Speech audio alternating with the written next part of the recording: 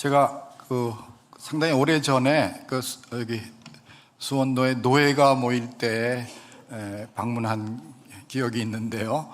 또 한광수 목사님 또 노회에서 자주 뵙고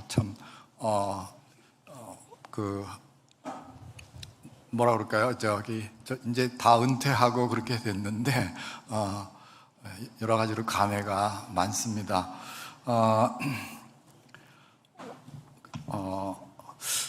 제가 이런 질문으로 한번 시작을 해볼까요? 여러분들에게 누가 이슬람의 중심이 어디에 있느냐, 이슬람의 지리적으로 이 지구상에서 중심이 어디냐, 이슬람의 중심이, 그러면 여러분들이 뭐라고 대답하시겠어요? 네?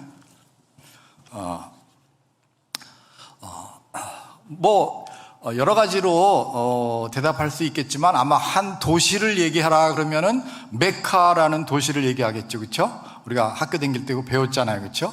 메카, 이슬람의 중심은 메카다 이렇게 말할 수 있고, 또 그 메카가 있는 곳이 사우디아라비아고, 또 사우디아라비아는 그 아랍 지역에 있고, 또 아랍 지역은 중동의 또 일부라고 할 수도 있고, 그렇죠? 그래서 이제 이슬람의 중심은 아랍이고 또 사우디아라비아고 메카다 이렇게 얘기할 수 있을 거예요, 그렇죠?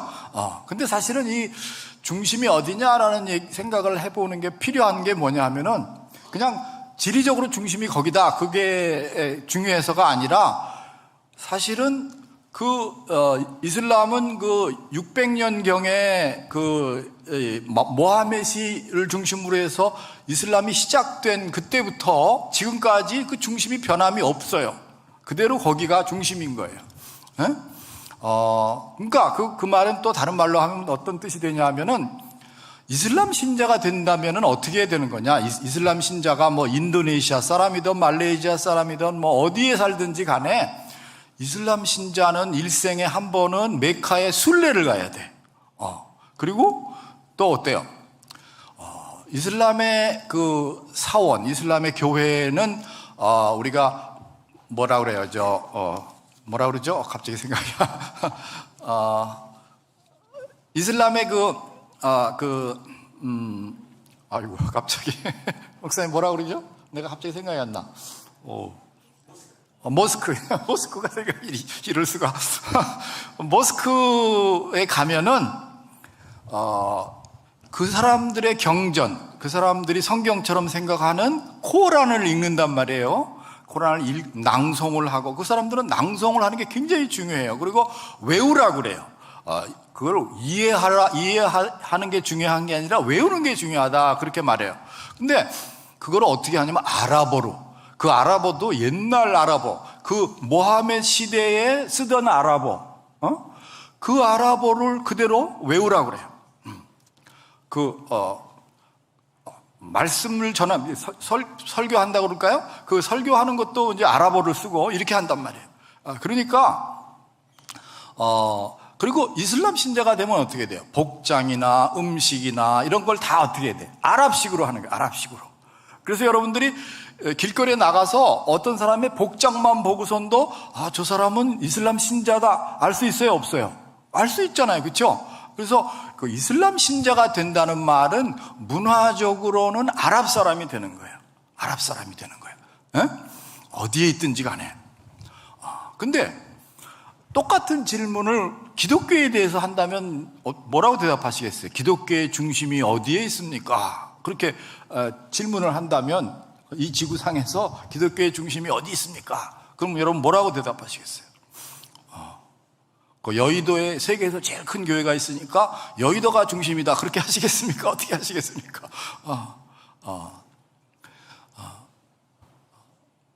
사실은 근데 그런 질문을 하면은요, 그 질문을 하는 사람이 기독교가 뭔지를 잘 모르는 사람이야. 모르는 사람이 그런 질문을 한 거예요. 왜 그러냐 하면, 기독교는 중심이 없어요. 중심이 계속 또 옮겨 다녔다고 할 수 있어요. 교회가 시작될 때는 사도행전 2장에 보면 예루살렘에서 예수님의 제자들과 유대인들을 중심으로 해서 교회가 시작되잖아요. 그렇죠? 근데 벌써 사도행전 안에서 그 중심이 안디옥 교회로 옮겨가는 걸 볼 수 있어요. 사도행전 11장에 가면은. 근데 안디옥은 어떤 곳이죠? 안디옥은 거기서 쓰는 언어도 다르고 사람들도 헬라 사람들이 주로 있고 여러 가지로 예루살렘과는 아주 완전히 다른 곳이에요. 다른 나라예요. 그러니까 예루살렘에서 안디옥으로 중심이 옮겨갔다. 그거는 서울에서 부산으로 중심이 옮겨갔다. 그런 얘기가 아니에요. 아주 완전히 다른 문화와 다른 언어를 쓰는 곳으로 옮겨간 거예요. 그래서 우리가 신약 성경이 어떤 언어로 기록이 되어 있죠? 헬라어로 기록됐어요. 그리스 말, 헬라어. 근데 그 헬라어로 기록됐다는 게 뭘 의미하는 거예요? 예수님도 그렇고 예수님의 제자들도 뭐예요? 예수님과 예수님의 제자들이 주로 쓰던 언어가 아니에요. 예수님과 예수님의 제자들은 그 당시에 아람어라는 언어를 썼고 또는 근데 또 구약은 히브리어로 기록되어 있잖아요. 유대인들이 쓰는 히브리어, 그렇죠? 근데 신약 성경은 헬라어로 기록됐단 말이에요. 그 왜 그럴까요? 그것이 뭘 보여주는 거예요? 그 중심이 옮겨가는 것을 볼 수가 있어요. 근데 그 중심이 그렇게 옮겨가는 이유가 뭐예요? 그 이유가 그냥 어쩌다 보니까 그렇게 됐다, 그게 아니라 기독교는 예수님의 성육신 하신 것을 중심으로 그것이 굉장히 중요하기 때문에 예수님이 우리 인간이 되셨다 하는 것처럼 뭐예요? 우리도 다른 지역, 다른 나라, 우리와 문화가 다른 곳에 가서 어떻게 돼요? 거기서 그 사람들이 잘 알아들을 수 있는 언어로 그렇게 복음을 증거해야 된다. 그것과 관련이 되는 거죠. 그렇죠? 네, 그것이 그래서 예수님의 성육신으로부터 이제 그런 그 방법도 거기서 나오는 거라는 거죠. 그 원리에서. 자, 근데 그래서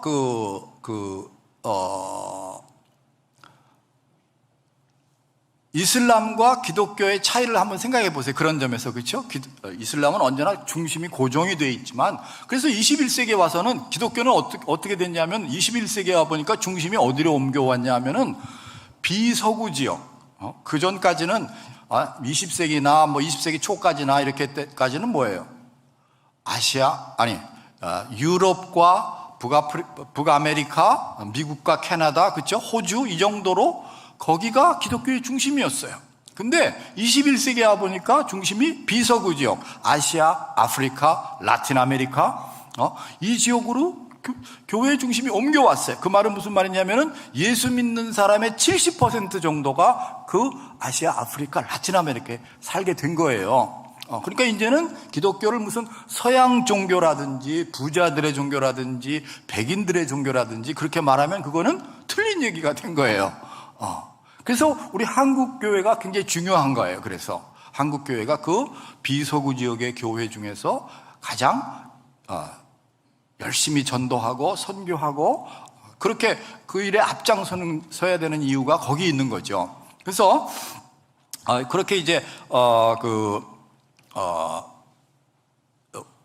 기독교가 어떻게 이렇게 확장되어 갔는가를 생각할 때 그것이 이제 성경이 말하는 성육신적인 원리와 관계가 있다. 근데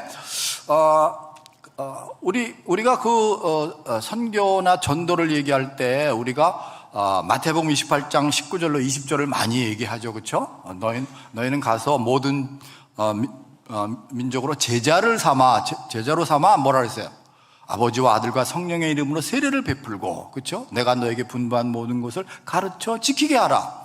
이거를 우리가 예수님이 우리에게 맡기신 가장 큰 위임령이다, 우리에게 맡기신 일이다, 맡기신 사명이다. 그 사명, 우리에게 맡기신 가장 중요한 사명이 뭐냐? 그래서 그거를 대위임령이다, 제자로 삼아, 그 말씀을 우리가 그렇게 생각을 하죠. 그렇게 받아들이죠, 그렇죠? 그래서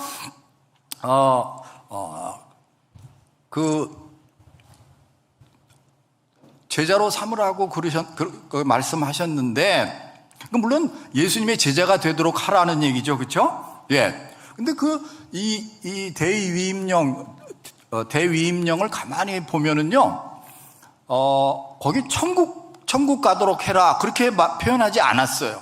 어떻게 표현했죠? 아까 봤지만 제자로 삼으라, 제자가 되게 하라는 거예요. 제자가 되는 변화가 일어나야 된다는 거예요. 근데 그 제자가 된다는 것의 내용이 뭐냐? 아버지와 아들과 성령의 이름으로 세례를 베풀고 그렇게 돼 있어요. 세례를 베풀고. 그러니까 제자가 되는 것인데 첫 번째 해야 될 일은 그 사람들이 세례를 받도록 해야 된다, 그런 얘기예요. 그럼 세례를 받으면 어떻게 되는 거죠? 우리가 세례를 받으면 뭐가 달라진 거예요? 여러분들이 세례를 받았잖아요. 그럼 세례를 받으면 뭐가 달라진 거죠? 내 정체성이 달라진 거예요. 내가 거듭난 것을 말하는 것이고 내가 이전과는 다른 사람이 됐단 말이야. 새로운 피조물이다. 그렇죠? 내가 예수님과 함께 십자가에 달려 죽었고 다시 예수님과 함께 다시 살았다. 그렇죠? 그래서 우리가 예수님 안에서 새로운 정체성을 갖게 된 거예요. 내가 누구냐가 달라지는 거야. 세례를 받는다는 건 내가 누구냐가 달라지는 거예요. 그렇죠? 내가 이제는 이전과는 다른 사람이란 말이에요. 그리고 세례만 베풀고 끝내라고 그랬어요? 그 다음에 뭐가 있어요? 내가 너에게 분부한 모든 것을 가르쳐 지키게 하라. 예수님의 가르침을 따라서 살도록 하라는 거예요. 그렇죠? 그러니까 이건 뭘 말하는 거예요? 우리 삶의 변화를 얘기하는 거예요. 삶의 변화. 정체성의 변화와 삶의 변화. 이 두 가지가 이 제자가 되는 것의 핵심이란 말이죠. 그렇죠? 그래서 우리가 제자가 된다는 것은 이 세상에서도 예수님의 자녀답게 살아가는 거예요. 자녀가 되고 자녀답게 살아가는 거예요. 그렇죠? 그래서 이 세상에서 그 변화가 일어나야 된다는 거예요. 그냥 천국 가라 그 얘기가 아니고 천국 가는 거 중요해요. 그러나 뭐예요? 사실은 천국 가는 얘기를 따로 할 필요는 없어요. 어떻게 보면. 왜? 하나님의 자녀가 됐는데 무슨 천국 가는 얘기 따로 할 필요 없잖아요. 그렇죠? 당연히 천국에 가는 거죠. 그렇죠? 근데 이 천국 가는 얘기만 너무 강조하다 보면 어떤 문제가 생길 수 있을까요? 그러면 이 세상에 사는 게 의미가 없어질 수가 있어요. 이 세상은 어차피 다 썩어질 것이니까 나는 이 세상에서는 그냥 대충 살다가 빨리 천국 가면 되는 거야. 뭐 이런 식으로 생각하기가 쉽다는 거예요. 실제로 그런 이단들이 있어요. 그러니까 성경은 그렇지 않다는 게 이 세상에서의 삶도 예수님의 자녀로서 그렇게 살아야 된다. 그걸 얘기하고 있다는 거죠. 그렇죠? 근데 사실은 구약에 보면은요, 이게 변했어요. 구약 시대 때는 어떻게 생각했냐면은, 구약 시대 때는 우선 유대인들은요, 예수님 이전에 유대인들은 어떻게 생각했냐면은, 유대인들은 자기들이 하나님이 택하신 백성이다. 자기들만, 그것도 그런 선민의식이 굉장히 강했어요. 그래서 하나님이 이방인들은 하나님이 그냥 뭐 베린 자식이나 마찬가지다. 이방인들은 그렇게 생각했어요. 그래서 심지어 뭐라고까지 얘기했냐면은 이방인들은 지옥의 불쏘시개 감이다 이렇게 말했어요. 굉장히 심한 말을 했죠. 그렇죠? 그래서 자기들만 하나님이 선택했다 이렇게 생각한 거예요. 근데 가끔가다 어떤 문제가 생겼냐면은 근데 이방인들 중에서 유대인들과 가까이 살던 사람들 중에서 나도 여러분들처럼 유대인들처럼 하나님 백성이 되고 싶습니다. 이런 사람이 생겼단 말이에요. 그렇죠? 생기겠죠. 나도 당신들 유대인들처럼 하나님 백성이 되고 싶습니다. 그러면 유대인들이 뭐라고 그랬을까요? 그래? 너 이방인이니까 안 돼. 그러지는 못한단 말이에요. 그렇죠? 그래서 뭐라고 그랬냐면 그래. 그러면은 말이야. 너 유대인들이 받는 할례 받아. 이렇게 얘기한 거예요. 할례를 받아라. 그러니까 할례도 뭐에 관한 얘기예요? 정체성에 관한 거야. 할례는 유대인으로서의 정체성을 갖게 해주는 의식이에요. 그렇죠? 네가 이방인으로 태어났지만은 유대인으로서의 정체성을 가져라. 그렇게 얘기한 거예요. 두 번째 뭘 요구했죠? 유대인들이 지키는 율법을 지켜야 돼. 너 이방인이지만 하나님 백성이 되고 싶으면 할례를 받고 유대인들이 지키는 율법을 지켜야 돼. 그 율법을 지킨다는 말은 뭐야? 유대인식으로 살아야 된다는 거예요. 안식일을 어떻게 지키고 뭐 이런 모든 것들을 유대인처럼 해야 된다는 거예요. 유대인식으로 해야 된다는 거예요. 그러니까 할례와 율법을 요구했다는 건 뭘 말하는 거죠? 이방인들한테 너 이방인인데 하나님 백성이 되고 싶으면은 문화적으로는 유대인이 돼야 돼 이렇게 요구한 거예요. 아까 이슬람하고 비슷하죠, 그렇죠? 이슬람 신자가 되는 거는 문화적으로 아랍 사람이 되는 거야. 그거나 마찬가지로 구약 시대 때는 그렇게 생각했어요. 유대인들이 이방인들이 예수 믿으려면은 문화적으로 유대인이 돼야 돼. 왜? 하나님이 유대인만 선택했으니까. 그렇게 했다는 거죠. 그렇죠? 근데 이게 신약에 와서 달라진 거예요. 신약에 와서 세례와 가르쳐 지키는 것으로 바뀌었다는 거죠. 그렇죠? 거기서 어떤 유대인처럼 해야 된다, 문화를 그렇게 바꿔야 된다, 그런 얘기는 전혀 없어요. 그렇죠? 그래서 이제는 한국 사람은 한국 사람으로 있으면서도 예수 믿고 구원 얻을 수 있고, 그렇죠? 중국 사람은 중국 사람으로 있으면서도 예수 믿고 구원 얻을 수 있다는 거예요. 그렇죠? 우리가 어떤 특정한 문화에 매여 있지 않다는 거예요. 유대 문화에 매여 있거나 이런 거 없다는 거예요. 그렇죠? 근데 이것을 예수님의 제자들도 깨닫는데 굉장히 시간이 걸렸어요. 그게 어디 나오죠? 그래서 하나님이 베드로를 고넬료의 집, 로마 사람 이방인 고넬료의 집에 보내가지고 하나님이 거기 이방인들에게도, 할례를 안 받은 이방인들에게도 성령을 주셔가지고 방언을 하게 하고, 그렇게 함으로써 베드로와 함께 갔던 유대인 성도들이 깨닫게 되는 거야. 하나님이 저 이방인들이 예수 믿고자 할 때 유대인이 되라고 요구하는 게 아니로구나. 이방인들은 이방인으로 있으면서도 예수 믿고 구원 얻을 수 있구나. 그걸 깨닫게 하신 거예요. 그래서 그것이 교회가 그것을 확정한 게 어디예요? 사도행전 15장에 나오는 예루살렘 공의회에서 그것이 교회가 공식적으로 교회의 입장으로 딱 정리가 되는 거예요. 자, 근데 제가 이런 생각을 해봤어요. 그러면 성경에 예수님을 만나가지고 만나서 그 자리에서 그런 변화가 일어난 사람이 누가 있는가 한번 찾아보자. 어떤 변화? 정체성의 변화, 세례, 그렇죠? 정체성의 변화와 삶의 변화, 가르쳐 지키게 하는, 예수님을 본받아 사는 그런 거, 그런 변화가 실제로 일어난 사람이 누가 있는가 한번 찾아보자. 찾아봤더니 제가 더 찾아봐야 되겠지만 삭개오가 있는 것 같고, 그 다음에 뭐예요? 아마 수가성 우물가의 여인 정도가 있는 것 같아요. 삭개오는 그 자리에서 변했어. 그걸 예수님이 어떻게 확인해 주셨죠? 구원이 이 집에 이르렀으니 이 사람도 아브라함의 자손이미로다. 그렇죠? 예수님이 삭개오가 변한 것을 보고서 이 집에 구원이 이르렀다.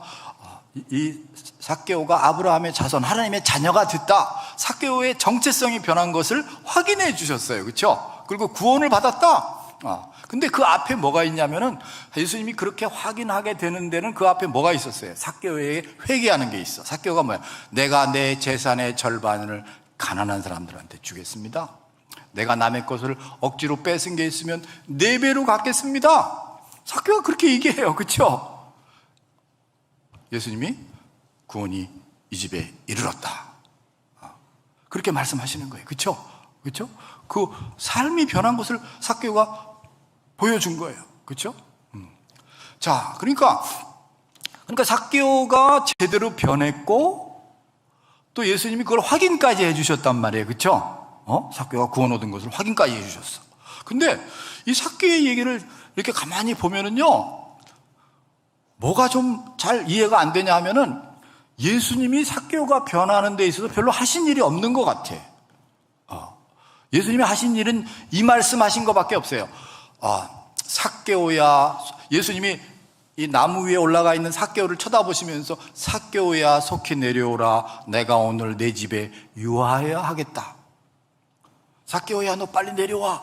내가 오늘 너희 집에 갈 거야. 너희 집에 가서 묵어 갈 거야. 그렇게 말씀하신 거예요. 그 말씀밖에 하신 게 없어. 근데 삭개오는 변해요. 그럼 좀 이상하잖아요. 그렇죠? 어떻게 예수님 그 말씀밖에 안 하셨는데 삭개오가 변했지? 그렇죠? 그래서 제가 좀 생각을 해봤어. 그 말씀을 잘 보니까 예수님이 왜 그렇게 하셨을까? 근데 왜 그 말씀밖에 안 하셨는데 삭개오는 변했을까? 그걸 생각해 보니까, 자, 우선 제가 그럼 삭개오가 어떤 사람인가를 알아야 되겠더라고요. 그렇죠?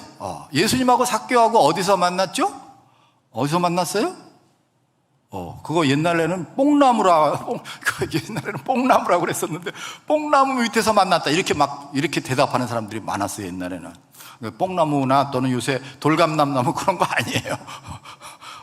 여리고에서 만났다고 얘기해야 되겠죠, 그렇죠? 예수님이 그 시작이 예수님이 여리고로 들어가셨다는 말부터 시작되잖아요, 그렇죠? 그러니까 삭개오는 여리고에 살고 있었어. 그리고 어떤 사람이었어요? 성경이 아주 명시적으로 얘기해 주는 거는 뭐예요? 세리장이고 부자다 그랬어요, 그렇죠? 세리장이고, 그러니까 세무서장에 요새 우리 말로 하면 세리장이고 부자다. 그 다음에 또 한 가지 얘기해 주는 게 키가 작다는 걸 얘기해 주고 있죠, 그렇죠? 그걸 우리가 성경에서 아주 명시적으로 얘기해 주는 거야. 근데 또 성경이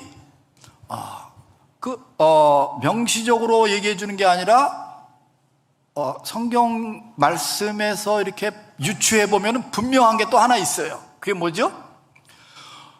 삭개오가 예수님이 속히 내려오라 그러니까 삭개오가 급히 내려와 즐거워하며 영접하거늘. 삭개오는 굉장히 기뻤다고 그랬어요. 그래서 나무 위에서 막 뛰어 내려오다시피 해서 급히 내려와서 예수님을 기쁜 마음으로 모시고 가려고 그러는 거예요.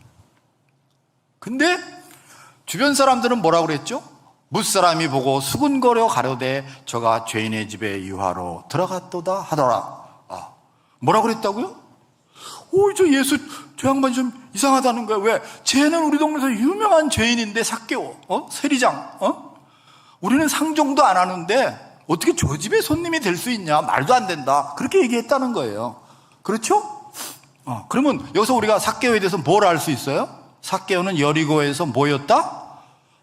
네, 우리 요새 쓰는 말로 하면 왕따였어요. 그렇죠? 왕따.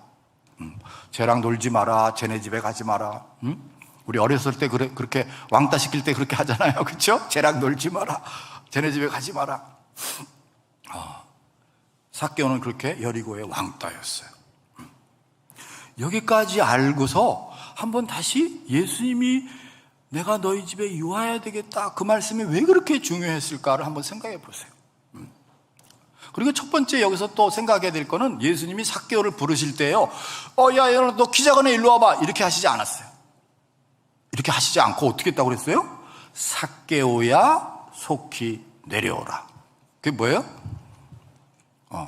이름을 부르셨다는 거야. 그러니까 이름을 부르셨다는 건 뭘 의미하죠? 삭개오를 잘 알고 만나셨다는 거예요, 지금. 그렇죠? 삭개오에 대해서 아주 속속들이 아셨어. 근데 제가 그러고 나서 성경을 또 다시 보니까 예수님이 만난 사람 중에 예수님이 잘 모르고 만난 사람이 없어. 있으면 여기 데리고 나와보세요. 없어.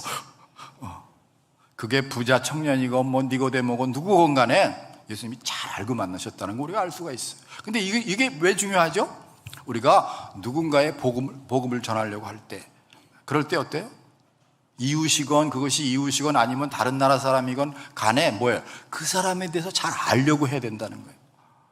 우리가 완전히 다 알 수는 없지만 그래도 알려고 해야 된다는 거예요.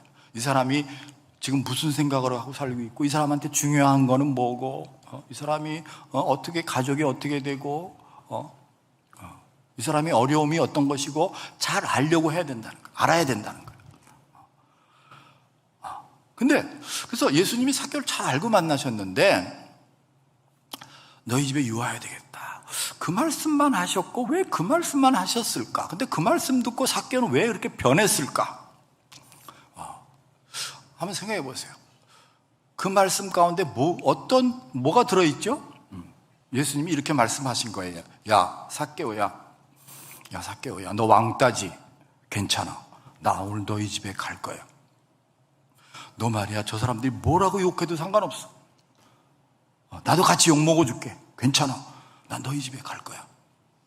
많은 사람들 앞에서 예수님이 그렇게 하신 거죠? 그렇죠? 근데 조금 더 생각해 보면은요, 예수님이 이렇게 하신 거라고 할 수 있어요. 삭개오야, 너 왕따지? 괜찮아. 나는 네 아픔이 뭔지 알아.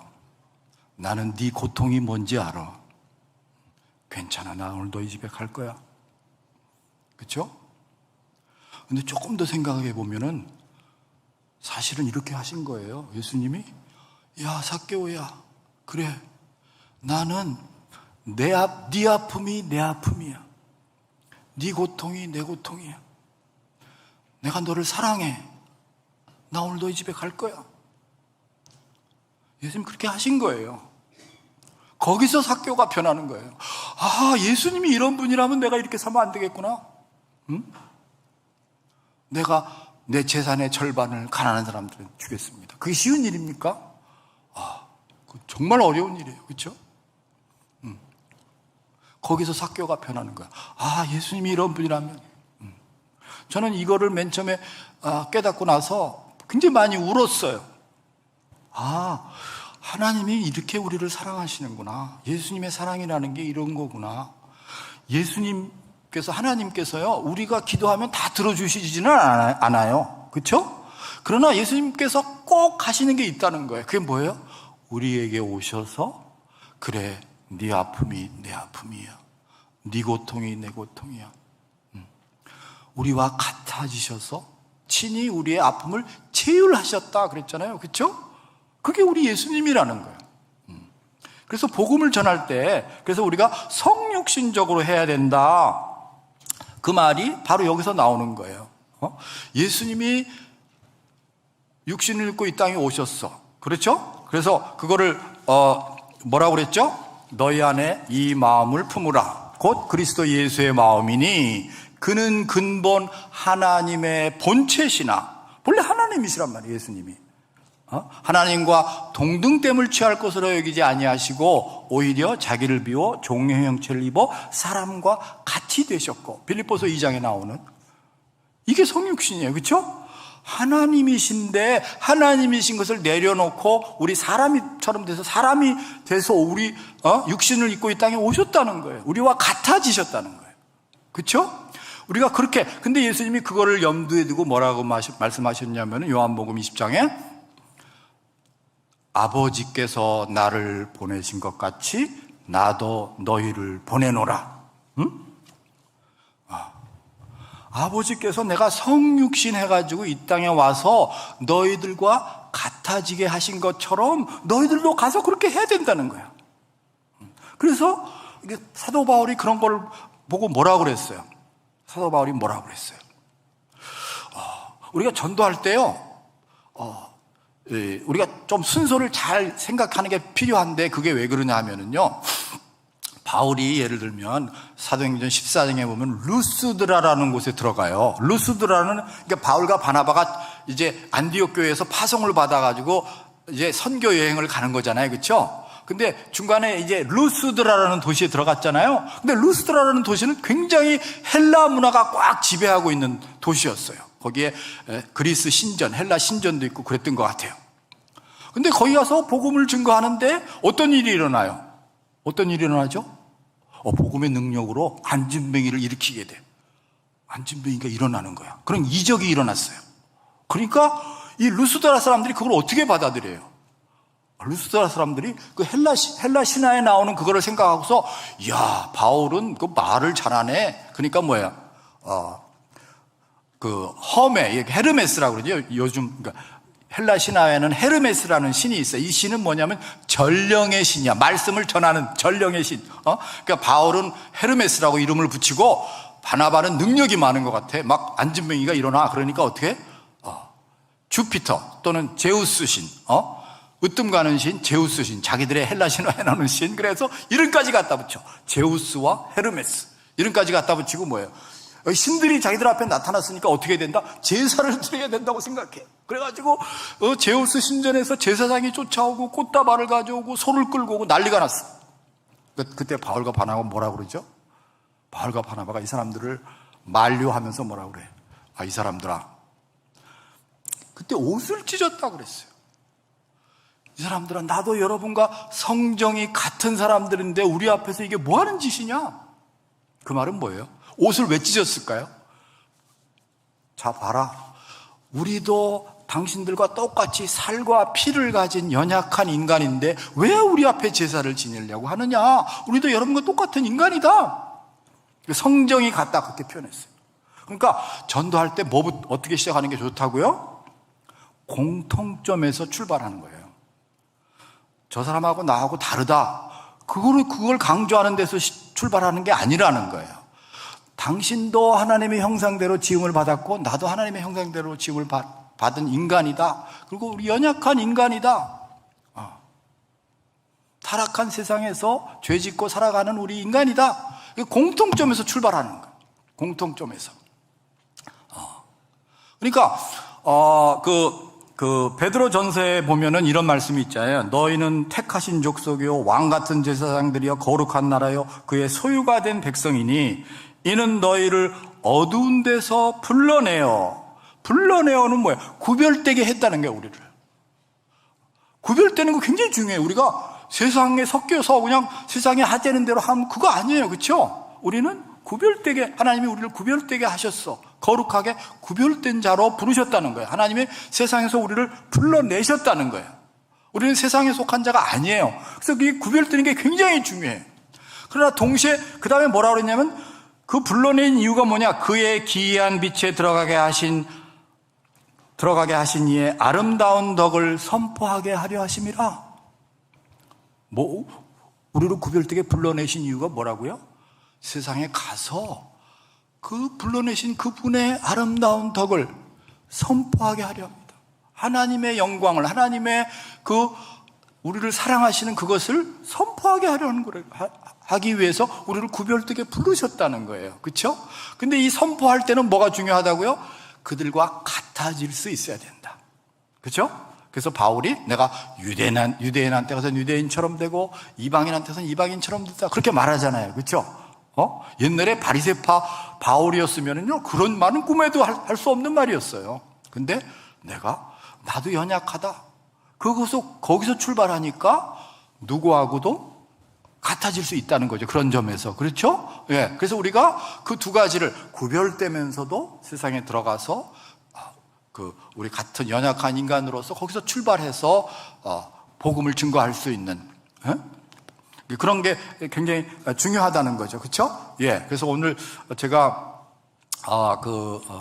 삼형의 교회가 오랫동안 그 제자 삼는 일에 굉장히 앞장서 왔고 그런데 그것을 제가 좀 생각을 더 해봤어요. 이 사명을 얘기하셨는데 우리에게 주어진 가장 큰 사명이 복음하다, 제자 삼는 일이다. 그랬을 때 그것이 정말로 뭘 의미할까? 그거를 생각하면서 이제 여러분들이 이 세상에서 구별된 자로 그렇게 살아가면서도 또 세상에 들어가서 하나님을 증거할 때, 예수님을 증거할 때 그들의 아픔과 그들의 고통과 그렇게 예수님이 삭개오와 같아지신 것처럼 예수님이 삭개오와 같아지셨다고 해서 예수님이 같이 죄를 짓고 그런 얘기는 아니잖아요. 그렇죠? 그렇죠? 우리가 구별된 자이면서도 또 같아질 수 있다. 그렇죠? 그래서 우리가 성육신적인 사역, 성육신적으로 해야 된다. 예수님이 우리와 같아진 것처럼 우리도 구별되고 거룩한 존재이지만 또 세상에 들어가서 그들과 같아질 수 있는 그런 삶을 살고 그렇게 주님을 증거해야 된다. 그거를 좀 같이 나누고 싶었습니다. 제가 잠깐 기도하겠습니다.